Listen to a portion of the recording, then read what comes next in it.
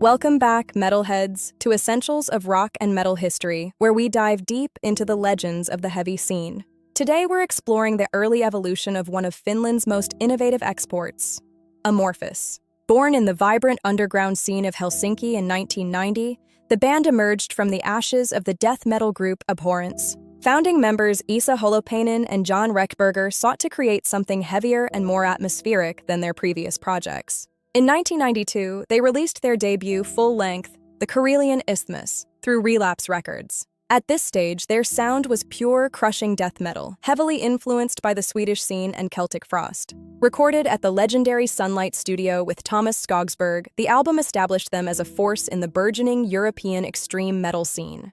But the band was already looking beyond the boundaries of traditional death metal. 1994 saw the release of a landmark album, Tales from the Thousand Lakes. This record was a game-changer, blending melodic death metal with folk melodies and synth atmospheres. Lyrically, they turned to the Kalevala, Finland's national epic, weaving ancient mythology into their heavy sound. Songs like Black Winter Day became instant classics, defining the Finnish sound for years to come. The success was immense, and it set the stage for their most radical transformation yet. With the addition of vocalist Pasi Koskinen, the band gained a powerful, clean voice to contrast with Tomi Koivusaari's growls. 1996's Elegy pushed the folk and progressive rock elements to the forefront. The vocal interplay between Pasi and Tomi added a new layer of depth to their storytelling. The album drew heavily from 70s progressive rock, featuring complex structures and organ-driven melodies. The acoustic version of My Kantele remains one of the most hauntingly beautiful moments in their entire discography.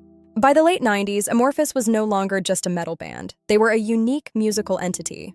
In 1999, Tuonela arrived, stripping back some of the folk complexity for a more somber, atmospheric approach. It marked the debut of keyboardist Santeri Kallio, whose sound would become central to the band's identity.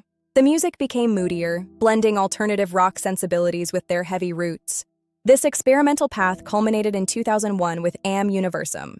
Incorporating saxophones and electronic textures, the album was a bold departure even for a band known for change. It marked the end of the first great chapter of Amorphis, a decade of unparalleled creative growth.